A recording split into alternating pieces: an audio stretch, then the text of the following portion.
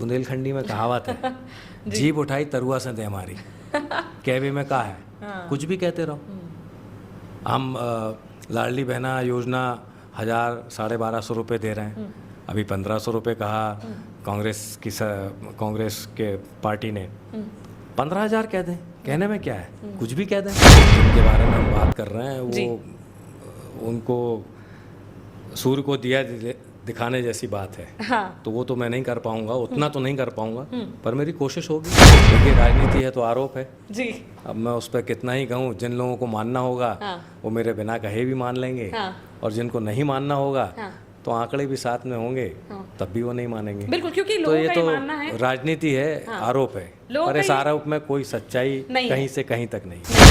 Withdrawal योजनाएं वो हुई हैं जब मुख्यमंत्री कन्यादान योजना 25,000 रुपये की थी भारतीय जनता पार्टी के शासन में, और वादे के अनुसार कांग्रेस ने उसे 51,000 किया। 15 महीने उनकी सरकार रही, सबको 51,000 मिलना था, पर 15 महीने की सरकार के अंदर एक भी मुख्यमंत्री कन्यादान योजना में एक भी बहन को 51,000 रुपये नहीं मिले, एक भी। मैं सरलता से उपलब्ध रहूं, फ़ोन अगर मेरे पास आए तो मैं उसका जल्दी से वापस से रिप्लाई कर पाऊँ, उसका समस्या का निदान कर पाऊँ जी। प्राथमिकता यही है। कोई लोग आरोप लगाते हैं कि ये लॉलीपॉप है जी। तो जब 108 आज से 1-1.5 दशक पहले भारतीय जनता पार्टी ने, मध्य प्रदेश सरकार ने जब शुरू की कि हमारी माताओं बहनों का जब प्रसव हो तो उनको हम घर से लेके आएँ, मुख्यमंत्री उस योजना का मैं नाम भूल रहा हूँ, और प्रसव हम आके संस्थागत प्रसव कराएं, तो उसके अंदर वो योजना कहाँ बंद थी। किसी समय सड़क, बिजली और पानी था, उसके बाद इंफ्रास्ट्रक्चर डेवलपमेंट था, उसके बाद स्कूल बनाने का था, भर्तियां करने का था। कांग्रेस की 10 साल की सरकार में तो एक भी भर्ती नहीं हुई थी। यहाँ तो लाखों भर्तियां हुई, किसी को पैसे नहीं लगे, और एग्ज़ाम के थ्रू हुई। OMR टेस्ट पहली बार हमारे समय इंट्रोड्यूस किए गए जी। रोजगार हम तब दे पाएंगे जो खेती से जुड़ी हुए उद्योग, छोटे उद्योग, स्वरोजगार से ही रोजगार आगे बढ़ने वाला है। हम डेयरी के अंदर बहुत काम करना चाह रहे हैं, हम सब्जियों के अंदर काम करना चाहते हैं। हमारी प्राथमिकता होगी कि हमारे यहाँ कोल्ड स्टोरेज हो, हमारे यहाँ दूध के लिए चिलिंग प्लांट हो, ये हमारी प्राथमिकता होगी। इससे स्वरोजगार और रोजगार बढ़ेगा, ये मेरा पूरा विश्वास है।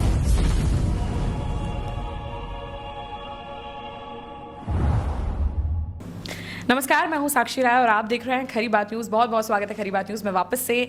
और हमारे साथ आमने सामने में आज दमोह की एक ऐसी शख्सियत मौजूद है जिन्होंने, मुझे लगता है, पिछले 5 साल में राजनीति का पूरा खेल बदल दिया, और दमोह में कहीं ना कहीं जो है बहुत अच्छे से, बहुत मतलब लोग जो है, जनता जो है बहुत अच्छे से जानती है इन्हें। हमारे साथ आज मौजूद हैं बीजेपी से दमोह के प्रबल दावेदार सिद्धार्थ जयंत मलैया। बहुत बहुत स्वागत है खरी बात न्यूज़ में आपका। धन्यवाद आपका, दमोह में आपका स्वागत है। बहुत बहुत धन्यवाद। और चूंकि हम दमोह आए तो बहुत ज़रूरी था आपको मलैया फैमिली से मिलाना, और मुख्य रूप से अभी फिलहाल में जो मुख्य चेहरा बने हुए हैं सिद्धार्थ मलैया जी, इनसे मिलाना।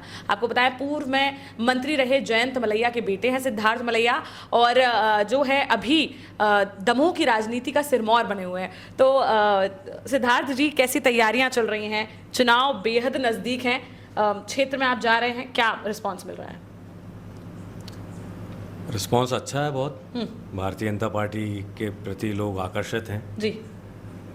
मोदी जी के बारे में लोग बात करते हैं, हाँ। उनका यशगान करते हैं, और जो कुछ रुके हुए काम हैं, जो चलती हुई योजनाएं हैं, उनके बारे में भी बात करते हैं, इस आशा के साथ कि आने वाले समय में उन योजनाओं में गति मिलेगी।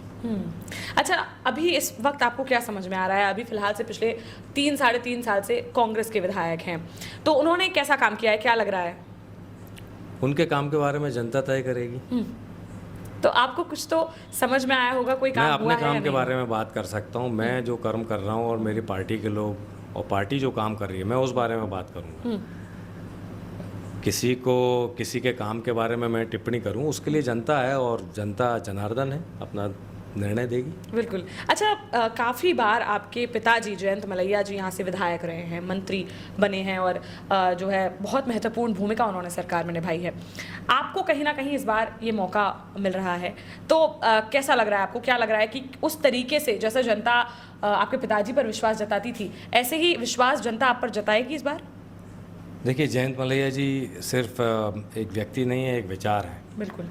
उनकी एक जीवन शैली है जिसके अंदर बहुत सारे लोगों ने उनके साथ त्याग समर्पण के साथ काम किया है। वो एक अकेले व्यक्ति नहीं है, एक समूह है जो विपरीत परिस्थितियों में बुंदेलखंड में जिन्होंने काम किया और भारतीय जनता पार्टी का काम आगे लेके आए।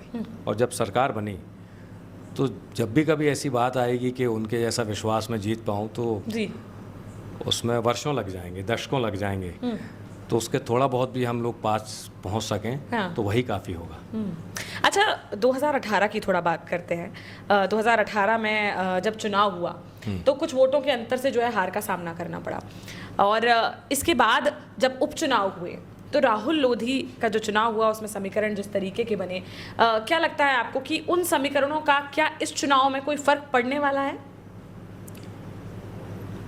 देखिए, हर चुनाव पिछले चुनाव से कुछ बातें लेके आता है। बिल्कुल। कितनी लेके आएगा ये तो चुनाव के निर्णय के बाद ही पता लगेगा, पर इस बार मुझे लगता है कि बातें फ़र्क हैं। लोगों को लगता है कि उनके बीच वो व्यक्ति चाहिए जिससे वो अपनी बात कह सकते हैं, जिसके पास जा सकते हैं, और बस उतनी ही बात है। चलती हुई योजना, पहले बहुत सारी हज़ारों करोड़ की योजनाएं आती थी जी। पर वो हमारे यहाँ चुनाव का मुद्दा नहीं होती थी। चुनाव का मुद्दा व्यक्तिगत व्यवहार और संबंध, मिठास, उस पर चुनाव होते थे। बहुत अजीब बात है लेकिन ऐसा ही था। और हज़ारों करोड़ की योजना एक तरफ होती थी, परंतु अब इस चुनाव में व्यक्ति के साथ साथ लोगों ने ये भी देखा कि जो चलती हुई महत्वाकांक्षी योजनाएं हैं, जो हमारे यहाँ जीवनदायिनी हैं, सिंचाई की हैं, पेयजल की हैं, वो सारी योजनाएं थम सी गई, धीरे हो गई उनकी गति। तो जिस गति से, जिस क्रम से हम चल रहे थे वो गति धीरे हुई है, और लोग आज वो महसूस करते हैं कि उन्हें व्यक्ति वैसा चाहिए जिससे वो बात कर सकते हैं, जिससे अपनी बात कह सकते हैं, जिसे परवाह हो लोगों की, क्षेत्र की, जो चिंता करता हो, जो जुनून के साथ उन बातों को आगे ले जाए। लोग, मुझे लगता है शायद ये मुद्दा है। तो वो आपको लगता है कि वो जो इंसान वो जनता ढूंढ रही है, कहीं ना कहीं वो आप में पा रही है? देखिए, जो जनता चाहती है मैं तो उसका सिर्फ प्रतिबिंब हूँ। जिनके बारे में हम बात कर रहे हैं वो उनको सूर्य को दिया दिखाने जैसी बात है। हाँ। तो वो तो मैं नहीं कर पाऊँगा, उतना तो नहीं कर पाऊँगा, पर मेरी कोशिश होगी। मैं भी उनका ही अंश हूँ। मैं कोशिश करूँगा कि मैं भी वैसा ही विश्वास और स्नेह पा सकूं जैसा उन्होंने पाया इतने वर्षों में। बिल्कुल। अच्छा, अजय टंडन जो सिटिंग एमएलए हैं, वो पिछले काफ़ी बार जो है आपके फादर के सामने, जयंत मलैया जी के सामने लड़े। उन्होंने, आपके फादर ने बहुत ही मजबूती से उन्हें बार बार हराया। लेकिन इस बार जो चुनाव हुआ, उपचुनाव हुआ, उसमें कहीं ना कहीं लोगों का ये अनुमान लगाया उन्होंने, और आपके नेताओं ने, राहुल लोधी ने भी क्लियर तौर पर जो है आरोप लगाया कि जो मलैया परिवार है उसकी वजह से मुझे हार का सामना करना पड़ा। क्या लगता है आपको? थोड़ा जनता को बताना चाहेंगे कि असल में क्या स्थिति थी? क्या सच में आप लोगों का इसमें कहीं ना कहीं हाथ था, या आप लोगों का की मंजूरी थी? क्या था? देखिए, जो लोग मुझे जानते हैं राजनीति के अंदर जी, वो मेरा सबसे बड़ा दुर्गुण यही कहते हैं कि आप अपनी बात सीधी कहते हैं, हाँ, कड़वी कहते हैं, और आपका कहने का तरीका रूखा होता है। जी, ये मैं स्वीकार करता हूँ। मैं ये स्वीकार नहीं कर सकता कि मैं झूठ बोलूँ। हाँ, तो जब अगर ये कह रहे हैं जनता एक तरफा अगर कोई अपना निर्णय दे रही है, हाँ, तो इसमें किसी की भूमिका नहीं है। हाँ, बार बार ये मैं पहले भी कह चुका हूँ कि जब हम इतने मार्जिन से हारे हैं तब 36,000 वोट कम डला है। और देखिए, राजनीति है तो आरोप है जी। अब मैं उस पर कितना ही कहूँ, जिन लोगों को मानना होगा वो मेरे बिना कहे भी मान लेंगे, और जिनको नहीं मानना होगा तो आंकड़े भी साथ में होंगे तब भी वो नहीं मानेंगे। बिल्कुल, क्योंकि तो लोगों ये का तो मानना है राजनीति है, आरोप है, लोगों पर का इस आरोप में कोई सच्चाई नहीं कहीं है। से कहीं तक नहीं है। नहीं है। क्योंकि लोगों का ये मानना है कि क्योंकि यहाँ पर ये भाजपा का गढ़ काफ़ी समय रहा है और उसके बाद भी जो है हम देखें कि उसी समय के बाद जब उपचुनाव हारे फिर जिला भाजपा पंचायत का गढ़ नहीं रहा है। भारतीय जनता पार्टी के प्रत्याशी यहाँ से बार बार जीतते रहे हैं। जी भारतीय जनता पार्टी के कर्मठ कार्यकर्ताओं ने और हमारे नेता ने बहुत मेहनत से मार्जिनली ये सीट बार बार जीती है। पर मुझे और लगता उसके है अंदर प्रभु की भी बहुत कृपा रही, किस्मत भी जिसे कहते वो हैं। सिर्फ आपके फादर ही रहे हैं जिन्होंने ये सीट निकाली है बार बार। तो उनके नेतृत्व में सबने काम किया, वो अकेले तो बने नहीं आगे। जी तो बार बार वो करते रहे, पर आप देखिए उसका मार्जिन ये मार्जिनल रहा है। हाँ इतना काम करने के बाद भी ये सीट मार्जिनल रही है, बिकॉज बुंदेलखंड के अंदर जिस तरह का यहाँ परिवेश है, जी जो यहाँ परिस्थितियाँ हैं, सामाजिक परिस्थितियाँ हैं, जो ताना बाना है जातिगत, वो भाजपा के अनुकूल नहीं है। इसलिए ये गढ़ है, ऐसा नहीं है। हमने हर चुनाव में संघर्ष किया है, आसानी से नहीं जीते कोई चुनाव। बिल्कुल। पर कहीं ना कहीं वो एक वोट बैंक आपका माना गया है कि वो जो वोट बैंक आपका था कहीं ना कहीं वही नगर पालिका के चुनाव में और जिला पंचायत के चुनाव में भी वो कांग्रेस की तरफ चला गया, या तो जनता ही आपके अपमान की वजह से मुझे लगता है रुष्ट थी। नहीं, केवल ऐसा नहीं है, बहुत सारे अपने कारण थे। उन कारणों में जाना किसी पर टीका टिप्पणी करना होगा, इसलिए मैं उसमें जाना नहीं चाहता। जी। पर उपचुनाव और नगर पालिका या जिला पंचायत के चुनाव बहुत अलग अलग हैं। जी जिला पंचायत के चुनाव 15 लोगों में होता है, बिल्कुल तो उसका जनता से कोई लेना देना नहीं नहीं है। है। नगर पालिका चुनाव बहुत छोटा चुनाव है और उसके अंदर नितांत निजी रिश्ते और निजी संबंध वो चलते हैं। वहाँ पर जाति भी मायने नहीं रखती है। वो इतना छोटा चुनाव है और इतना कठिन चुनाव है, तो उसके अंदर मेरा या भारतीय जनता पार्टी या कांग्रेस का जो किसी का भी वोट बैंक कहते हैं, वो बहुत छोटा होता है। अच्छा निजी रिश्ते ही, निजी संबंधी 2000 वोट की कॉन्स्टिट्यूंसी पार्षद ही है, 2500 वोट की है, 3000 वोट की है। निजी व्यवहार और वर्षों से जिन लोगों ने वो तैयार किया होता है, 5 साल 10 साल 15 साल, वही जीतते हैं। 39 वार्डों में से 27 लोग जो पार्षद या पूर्व पार्षद थे वो जीत के आए हैं, जी और उसके बाद 11 लोग वो जीत के आए हैं जिनने चुनाव पहले लड़ा हुआ है और 5 साल से तैयारी कर रहे हैं। सिर्फ 2 लोग ऐसे थे 39 में से जिन्होंने या जिनके दोस्तों ने तय किया कि हमें अगले हफ्ते 10 दिन बाद चुनाव लड़ना है, और उन्होंने चुनाव लड़ा और जीता। 39 में से सिर्फ 2 लोग, बाकी सारे वो लोग थे जिन्होंने 5 साल 10 साल 15 साल मेहनत करी, काम किया है, तब जाके ये चुनाव जीत पाए हैं। सबसे कठिन चुनाव है। बिल्कुल। अच्छा, अगर हम बात करें जब 75वें जन्मदिन पर आपके पिताजी के, पूरी मुझे लगता है भारतीय जनता पार्टी के जितने भी बड़े बड़े नेता थे वो यहाँ आए थे, और स्वागत सत्कार तो जो है उन्होंने अपना करवाया ही नहीं, लेकिन वो खुद ही मुझे लगता है ऐसा कि आप लोगों का स्वागत सत्कार कर रहे थे, ऐसा लग रहा था दमोह में। और काफ़ी बड़े बड़े बयान आए कि हम नतमस्तक होते हैं और हम माफ़ी मांगते हैं, क्षमा मांगते हैं। नहीं, नतमस्तक होने वाली कोई बात ही नहीं है। जो दिया पार्टी ने दिया है। हाँ, हमारे परिवार को लोग 1-2 जिले में जानते होंगे जी, पुराने समय में, आज पूरे से मध्य 50 प्रदेश साल में पहले। जानते हैं भैया, ये तो हम लोग भी पुराने जानते हैं। नहीं, 50 साल पहले की बात कर रहा हूँ मैं। पार्टी ने जो स्थान दिया उसके कारण मध्य प्रदेश में पिताजी को लोग जानते हैं और उनके कारण हम लोगों को जानते हैं। तो इस बात की कहीं कोई बात है ही नहीं। हाँ, जब मैं पार्टी में नहीं था जी, या पार्टी छोड़ी थी तब भी मैं ये कहता था। हाँ, तो जो बात है वो है, बिल्कुल। पर नतमस्तक होने वाली कोई बात नहीं है। लेकिन हम लोगों के लिए बहुत, भारतीय जनता पार्टी के दमोह के कार्यकर्ताओं के लिए बहुत गौरव की बात थी। हाँ, और जनमानस के लिए भी, हाँ, कि इतने सारे बड़े लोग, आदरणीय श्रद्धेय सुमित्रा ताई जी, आदरणीय नरेंद्र सिंह जी, आदरणीय शिवराज सिंह जी, और सारे लोग यहाँ पर आए अपने व्यस्त शेड्यूल के बाद भी। ये हम लोगों के लिए बहुत गौरव की बात थी, क्योंकि उस जय यात्रा में, वो जय यात्रा सिर्फ एक व्यक्ति की नहीं थी। जी, उस जय यात्रा के अंदर हमने उसमें श्रद्धा निवेदन उन सारे साथी कार्यकर्ताओं का किया जिसमें जिनके साथ और पिताजी ने उनके साथ काम किया, जो उस यात्रा में साथ रहे। जयंत मलैया अकेले यूं ही नहीं बन गए, उनके साथियों ने इतना समर्पण के साथ वर्षों काम किया विपरीत परिस्थितियों में, तब जाके तो ये श्रद्धा निवेदन उन सब के लिए था।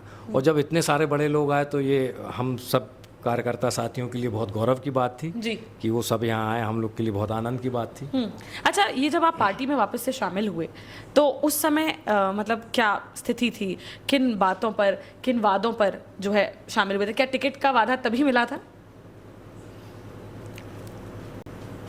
देखिए, पिताजी ने कहा और जो पार्टी के बड़े लोग थे उन्होंने जो कहा वो किया। जो बात जब उनके अमृत महोत्सव के समय आए थे जी। तो जो पीड़ा थी या जो भी बात हमारे मन में थी वो सारी उस दिन ख़त्म ही हो गई थी। अच्छा। तो जब उन्होंने कहा वो किया। और अगर कुछ बात है मेरे और मेरे नेता के बीच में हाँ। तो मैं आपसे तो शेयर नहीं कर पाऊंगा। बिल्कुल बिल्कुल, लेकिन कहीं ना कहीं हम मानते हैं इस चीज़ को कि इस बात को प्रमुखता से रखा गया होगा, तभी जो है पार्टी इस तरीके का फैसला लेती नजर आई। चलिए, इसके अलावा अगर हम आपसे पूछें, अब ये जो चुनाव है, महज 1 महीना शेष है, अब क्या लग रहा है आपको, ये चुनाव किन मुद्दों पर होने वाला है दमोह में? दमोह विधानसभा में? जी। दमोह विधानसभा में चुनाव इस बात से होएगा कि जो सरलता से जिसकी उपलब्धता है, जिसके मन में दमोह के लिए काम करने की इच्छा है, प्रबल इच्छा है जी, जिसका सुख इसमें है कि दमोह आगे बढ़े, जो लोगों के साथ ज़रूरत के समय खड़े हो, ये चुनाव उन मुद्दों पर होगा। अच्छा, और अगर आप विधायक बन जाते हैं मानिए तो अभी टिकट तो मिले, हाइपोथेटिकल हो रहा है लेकिन हो जाएगा, कोई दिक्कत नहीं है। और जो है अगर आप विधायक बनते हैं तो जनता क्या एक्सपेक्ट करे? आप विधायक बनने के बाद दमोह की जनता को क्या देंगे? क्या क्या काम आपकी प्रमुखता में आपको लग रहा है, आप प्रायोरिटी क्या बनाएंगे? देखिए, मेरे देने का तो कुछ उसमें बात है ही नहीं। सबको साथ में मिलके काम करना है। जनता चुनाव के बाद वोट डालेगी, उसके बाद उनका काम खत्म हो जाए ऐसा नहीं है। साथ मिलके काम देंगे, वो संभल देंगे और हम साथ मिलके काम करेंगे। पर प्राथमिकता की जहाँ तक बात है तो जो चलती हुई योजनाएं हैं वो गतिमान हों, तेज़ी से वापस से पूरी हों। जो सरकार की चलती हुई योजनाएं हैं वो नीचे तक पहुँचे। मैं सरलता से उपलब्ध रहूं, फ़ोन अगर मेरे पास आए तो मैं उसका जल्दी से वापस से रिप्लाई कर पाऊं, उसका समस्या का निदान कर पाऊं। जी। प्राथमिकता यही है। बाकी सारी चीज़ें नए नए योजनाएं आती रहेंगी, पर वो नीचे तक कैसे पहुंचेंगी? हमारे कार्यकर्ता साथी उतने प्रशिक्षित कैसे होंगे, या गांव में वो लोग जो राजनीति करना चाहते हैं या समाज सेवा करना चाहते हैं, अपना समय दान करना चाहते हैं, वो लोग कैसे हम उनको ट्रेन कर सकते हैं, उनको प्रशिक्षित कर सकते हैं कि योजनाएं गांव तक बराबरी से पहुंचे। मसलन उदाहरण के तौर पर फसल बीमा योजना जी अपने आप में एक अद्वितीय योजना है। उससे बहुत कम पैसे में हमारी फसलों का बीमा होता है। पर अभी भी जो फसल बीमा का जो प्रतिशत है, जो लोग बीमा कराते हैं, वो बहुत कम है। तो इसके लिए लोगों के लिए भी, सिखाने के लिए भी कैंप लगाने होंगे और ऐसे कुछ प्रशिक्षित लोग भी करना होंगे, जिससे कि ये 90% से ज़्यादा लोग अपना फसल का बीमा कराएं और उसको लेने की तरकीब उनके पास हो। उनको पता हो कि जब अगर फसल खराब हो तो कितने समय में हमें फ़ोन करना है, कितने समय में लिखना है, उससे काम नहीं होना है तो हमें पुकारना है। बिल्कुल। ये जो भी जनप्रतिनिधि हो, तो उसके लिए उन लोगों को ट्रेन करना है, क्योंकि वो योजना आ चुकी है, बस उस योजना के क्रियान्वयन के लिए बिल्कुल बहुत ज़रूरी है। अच्छा, अगर हम बात करें जो है ये तमाम योजनाएं जो सरकार ने चलाई हैं, जैसे लाडली बहना योजना है और नारी सम्मान योजना, लाडली बहना योजना है, इसके अलावा भी और कई योजनाएं हैं, किसान सम्मान योजना है और बहुत सारी योजनाएं हैं। इसका क्या लगता है आपको, कितना लाभ जो है इस चुनाव में मिलेगा? क्योंकि कहीं ना कहीं लोग ये कह रहे हैं, आरोप लगा रहे हैं कि ये सिर्फ चुनावी योजनाएं हैं, चुनावी लॉलीपॉप है जो दिया जा रहा है। ऐसी कौन सी योजना है जो भारतीय जनता पार्टी ने शुरू की है और उसको विड्रॉ किया है? कोई भी नहीं। आप बता दें। तो जनता से पूछता हूँ कि कौन सी ऐसी योजना है जो हमने बीच में छोड़ दी हो। कोई लोग आरोप लगाते हैं कि ये लॉलीपॉप है जी। तो जब 108 आज से 1-1.5 दशक पहले भारतीय जनता पार्टी ने, मध्य प्रदेश सरकार ने जब शुरू की कि हमारी माताओं बहनों का जब प्रसव हो तो उनको हम घर से लेके आएँ, मुख्यमंत्री उस योजना का मैं नाम भूल रहा हूँ, और प्रसव हम आके संस्थागत प्रसव कराएं, तो उसके अंदर वो योजना कहाँ बंद की? क्या वो लॉलीपॉप थी? क्या हम माताओं बहनों का प्रसव हम अस्पताल में नहीं करें। आज इंस्टीट्यूशनल जो डिलीवरीज हो रही हैं वो बेहतर है। इससे जो माँ का मोर्टेलिटी रेट है, उनकी प्रसव के समय जो उनकी मृत्यु होती थी वो बहुत कम है। हमारा मानक उसके अंदर सबसे ज़्यादा आगे बढ़ा है, जो जंप लिया है मध्य प्रदेश का जी। तो अगर ये योजनाएं हैं, अगर किसान सम्मान निधि दी है तो 6,000 रुपये की केंद्र सरकार से आ रही है, कब विड्रॉ हुई? 4,000 रुपये उसमें ऐड किया मध्य प्रदेश की भाजपा सरकार ने, बाद में उसको 2,000 रुपये और बढ़ाने की बात है। कब विड्रॉ हुआ? वो तो सालों से चल रहा है। विड्रॉ योजनाएं वो हुई हैं जब मुख्यमंत्री कन्यादान योजना 25,000 रुपये की थी भारतीय जनता पार्टी के शासन में, और वादे के अनुसार कांग्रेस ने उसे 51,000 किया।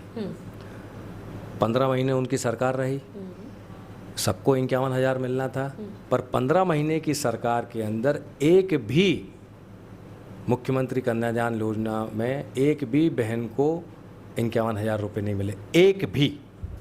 सब लंबित थे केस, प्रॉमिस किया गया और फिर दिए किसने? आदरणीय शिवराज सिंह चौहान जी ने, जब भारतीय जनता पार्टी की सरकार आई जी। 4,000 रुपये बेरोजगारी भत्ता देने की बात थी। अभी तो ये 1,000 रुपये पे इतना हल्ला कर रहे हैं। 4,000 रुपये बेरोजगारी भत्ता देने की बात थी। 15 महीने की सरकार में किसी एक भाई को दिया हो, बहन को दिया हो बेरोजगारी भत्ता। 10 दिन में मेरा मानना है लगभग 75,000 करोड़ रुपए का किसानों का कर्ज होगा, जिसके बारे में अभी भी सही से आकलन नहीं है कि ये कितना है, क्योंकि उस बारे में जो डेटा है, उस बारे में पूरी जानकारी उसको कंपाइल ही नहीं किया है। कर दिया है क्या माफ़? उनको तो 10 दिन में करना था, 15 महीने सरकार ने। आपका मतलब क्या कहना है, बिल्कुल भी माफ़ नहीं हुए हैं? नहीं, मैं ये कह रहा हूँ माफ़ किए हैं, पर ये कहाँ कह रहा हूँ कि आपने तो बोला था 10 दिन में कर देंगे। तो जीभ उठाई, बुंदेलखंडी में कहावत है, जीभ उठाई तरुआ से दे हमारी। कहवे में कहा है, कुछ भी कहते रहो। हम लाडली बहना योजना 1,000-1,250 रुपये दे रहे हैं, अभी 1,500 रुपये कहा कांग्रेस के पार्टी ने। 15,000 कह दें, कहने में क्या है, कुछ भी कह दें, पर करके दे रहे हैं क्या? आपने डिलीवर किया है क्या? अच्छा ठीक है, आप युवा हैं, आप युवा तो नहीं हूँ मैं, पर युवा ही हैं और युवाओं का कहीं ना कहीं चेहरा है। तो आपसे ये सवाल पूछना बहुत ज़रूरी है कि रोज़गार एक बहुत बड़ा मुद्दा बनकर इस चुनाव में उभर रहा है। हम बहुत जगह यात्रा कर रहे हैं, एक बहुत बड़ा मुद्दा बनकर उभर रहा है। आपको क्या लगता है, रोज़गार जो है मध्य प्रदेश में भरपूर तरीके से लोगों को मिल पा रहा है? जितने साथी दर्शक, युवा भाई बहन ये इंटरव्यू देख रहे हैं जी, सब उनकी तकलीफ समझते हैं कि जिस तरह से रोज़गार का निर्माण होना था, उस तरह से रोज़गार का निर्माण उस अनुपात में नहीं हो पाया है। पर साथ में आप ये भी समझें कि हर समय के एक अलग अलग मुद्दे हैं, और उन मुद्दों को तय करते करते किसी समय सड़क, बिजली और पानी था, उसके बाद इंफ्रास्ट्रक्चर डेवलपमेंट था, उसके बाद स्कूल बनाने का था, भर्तियां करने का था। कांग्रेस की 10 साल की सरकार में तो एक भी भर्ती नहीं हुई थी। यहाँ तो लाखों भर्तियां हुई, किसी को पैसे नहीं लगे और एग्ज़ाम के थ्रू हुई। OMR टेस्ट पहली बार हमारे समय इंट्रोड्यूस किए गए जी। किसी को पाँव नहीं पड़ना पड़ते हैं किसी नेता के, अपने मेहनत के बल पे आगे बढ़ रहा है, जाति और धर्म का कोई भेद नहीं है। ये हमारे समय हुआ। ये सब सिंचित रकबा आपका 7 गुना बढ़ाया गया। कृषि कर्मण अवार्ड भारत के अंदर मध्य प्रदेश को 3 साल लगातार मिला। क्यों मिला कृषि कर्मण अवार्ड? इसलिए चूँकि हमने सिंचित रकबा बढ़ाया। हमारे विधानसभा के अंदर 4,500 ट्रांसफार्मर होते थे 2003 में, 2018 में 16,500 ट्रांसफार्मर थे। 25 रोड टूटी फूटी थी देहात की, आज 189 रोड हैं। 194 गाँव में से 3 नौरादेही सेंचुरी में है जी। 6 12वीं के स्कूल थे, आज 36 हैं। 12 10वीं के स्कूल थे, आज 36 हैं। तो हमने प्रोग्रेस किया इन सारे मानक पर। इंडस्ट्रियल डेवलपमेंट एरिया हमारे यहाँ बना 8 साल पहले। आज हम उसमें आप जाएंगे, अगर कल आप देखने जाएं तो वहाँ पर 28-29 छोटे लघु उद्योग आए हैं। बाहर से कोई हमारे यहाँ आके उद्योग लगाएगा, इसकी कल्पना कम है। हमारे यहाँ के ही लोग कुटीर उद्योग लगाएंगे, छोटे उद्योग लगाएंगे, स्वरोजगार स्थापित होगा तो रोजगार स्थापित होगा। मेरा ये पूरा विश्वास है। इसमें हमें बहुत तेज़ी से काम करना है। इसके अंदर बहुत सारी चुनौतियाँ हैं कि बैंक समय पर उनको लोन दे। बिल्कुल। बाहर से कोई भी आदमी आएगा, आज सारे जितने बड़े प्लांट्स हैं सब ऑटोमेटेड हैं। 2000 करोड़ का भी कोई प्लांट लेके आएगा तो मुझे नहीं लगता है कि 300 से ज़्यादा 200 से ज़्यादा रोजगार देगा। हमारे यहाँ तो रेल हेड भी है। तो कुटीर उद्योग जब शिक्षित रकबा बढ़ रहा है तो कुटीर उद्योग बढ़ेगा, ऐसा मैं मानता हूँ। पर खेती से जुड़ा हुआ फूड प्रोसेसिंग जी। और कुटीर उद्योग ये फूड प्रोसेसिंग से जुड़ा हुआ इस तरह के उद्योग हमारे यहाँ आना चाहिए। हमारी कोशिश होगी कि इस तरह के उद्योग आएँ, क्योंकि वो व्यवहारिक होगा। नेता आएंगे और कहेंगे हम फैक्ट्री लगा देंगे, क्या रॉ मटेरियल है और फैक्ट्री हम कैसे लगा रहे हैं, वो कितना ऑटोमेटेड होगा। ऑटोमेटेड मतलब कितना उसमें मशीनीकरण है। बिल्कुल। अगर मशीनीकरण बहुत ज़्यादा है तो लेबर कम रहेगा। लेबर कम रहेगा, उसके अंदर जो सुपरवाइज़र या इंजीनियर्स हैं वो भी कम रहेंगे। बिल्कुल। तो हम कितने लोगों को रोज़गार दे पाएंगे? रोज़गार हम तब दे पाएंगे जो खेती से जुड़ी हुए उद्योग, छोटे उद्योग, स्वरोजगार से ही रोजगार आगे बढ़ने वाला है। हम डेयरी के अंदर बहुत काम करना चाह रहे हैं, हम सब्जियों के अंदर काम करना चाहते हैं। हमारी प्राथमिकता होगी कि हमारे यहाँ कोल्ड स्टोरेज हो, हमारे यहाँ दूध के लिए चिलिंग प्लांट हो। ये हमारी प्राथमिकता होगी। इससे स्वरोजगार और रोजगार बढ़ेगा, ये मेरा पूरा विश्वास है। तो मतलब ये पूरा योजना आप अपने हेड में लेकर चल रहे हैं, प्लान? बहुत, हाँ बिल्कुल, बिल्कुल लेके चल रहे हैं। चलिए ठीक है। तो हमारे साथ सिद्धार्थ जयंत मलैया जी मौजूद थे। आखिर में आपसे दमोह की जनता के लिए संदेश लेना चाहेंगे। संदेश, अपील, जो भी आप चाहते हैं। जितने सारे नव मतदाता हैं और पिछले 10 साल में जो मतदाता हुए हैं, मेरा उन सब से आग्रह है, आप नेताओं की बात नहीं माने और मेरी भी नहीं माने। आप पूछें अपने माता पिता से, आप पूछें अपने दादा दादी से और बड़ों से कि जो ये कह रहे हैं उस बात में कितनी सच्चाई है। आपको जो बात अच्छी लगे उसको स्वीकार करें। बहुत सारे लोग बहुत सारी बातें करेंगे, सब अपनी अपनी बात करेंगे, मैं भी करूँगा। आप जांचें परखें। हम जूता खरीदने जाते हैं, हम शर्ट खरीदने जाते हैं और 10 जगह देखते हैं, उसके बारे में बात करते हैं, उसको पहन के देखते हैं। आप भी वो करिए। जल्दी निर्णय मत ले लीजिए, किसी के कहने से निर्णय मत ले लीजिए। मेरी बातों में मैं कैसा दिख रहा हूँ, कैसे बात कर रहा हूँ, उससे इम्प्रेस मत होइए। आप इम्प्रेस होइए क्या काम हुआ है और क्या करने कोई योग्य है और उसने पहले क्या काम किया है। बिल्कुल। तो हमारे साथ सिद्धार्थ जयंत मलैया जी मौजूद थे। इनसे तमाम मुद्दों पर चर्चा करी और मुझे लगता है कि इस इंटरव्यू से वैसे भी ये थंबनेल देख के, टाइटल देख के काफ़ी लोग आकर्षित भी हुए होंगे कि ये इंटरव्यू देखें, क्योंकि ये कहीं ना कहीं एक धाकड़ नेता कह सकते हैं ना हम। और अभी हम जो है आपको हमने तमाम मुद्दों पर इनसे बातचीत कराई, लेकिन अब 1 महीने में, सिर्फ 1 महीना ही है और मध्य प्रदेश की सरकार, नई जो सरकार है वो बन जाएगी। 17 नवंबर को मतदान है। इस मतदान में, इस दिन 17 नवंबर को क्या होने वाला है, हमें कमेंट बॉक्स में कमेंट करके ज़रूर बताएं। साथ ही आपको क्या लगता है दमोह से इस बार कौन विधायक बनेगा, कौन इस बार चुनाव जीतेगा, साथ ही मुख्यमंत्री की गद्दी पर कौन राज करेगा, हमें कमेंट बॉक्स में कमेंट करके ज़रूर बताएं। अभी के लिए फिलहाल इतना ही। बने रहिए हमारे साथ, देखते रहिए खरी बात साक्षी राय के साथ। नमस्कार।